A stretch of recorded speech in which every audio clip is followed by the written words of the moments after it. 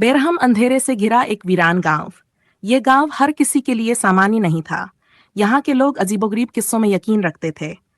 गांव के बीचों बीच एक पुरानी हवेली खड़ी थी, जो अब खंडहर में बदल चुकी थी। यह हवेली कभी खूबसूरत हुआ करती थी, लेकिन आज वहां मौत का साया था।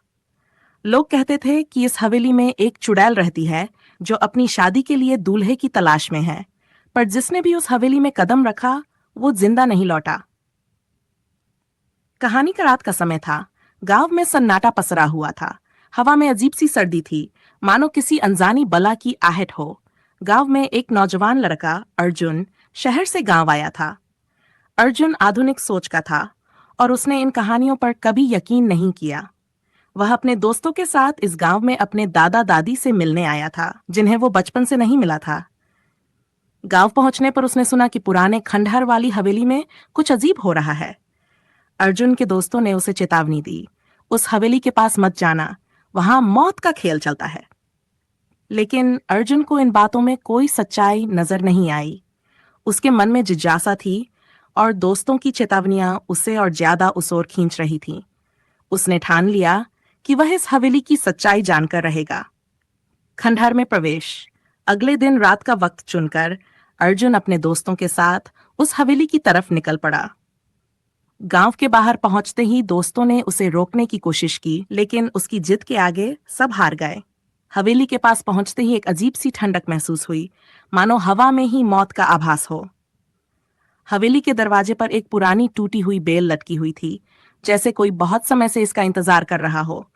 अर्जुन ने अपने दोस्तों से कहा, अगर तुम लोग डरते हो तो यहीं रुको, मैं अंदर जा रहा हूं। वह भारी मन से दरवाजे को धक्का देकर अंदर चला गया।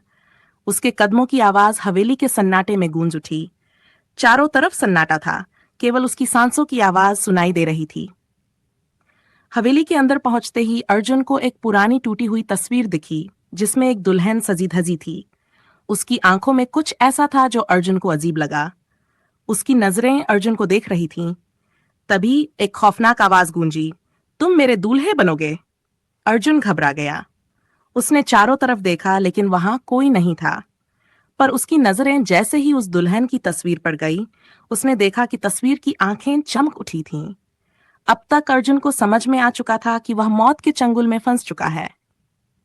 मौत का खेल। अर्जुन ने जल्दी से वहां से भागने की कोशिश की, लेकिन जैसे ही उसने दरवाजे की ओर कदम बढ़ाया, हवेली का दरवाजा अपने आप बंद हो गया। हवा में एक कर्कश हंसी गूंज उठी। अर्जुन ने पीछे मुड़कर देखा तो एक सफेद साड़ी पहने, लंबे बिखरे बालों वाली एक औरत उसके सामने खड़ी थी। उसकी आंखें खून जैसी लाल थीं और होंठों पर एक शैतानी मुस्कान थी। तुम मुझसे भाग नहीं सकते, चुड़ैल ने कहा। यहां आने के बाद कोई भी जिंदा नहीं जा सकता।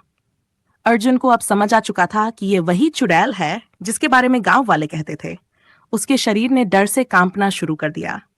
उसने अपने दोस्तों को आवाज लगाई, लेकिन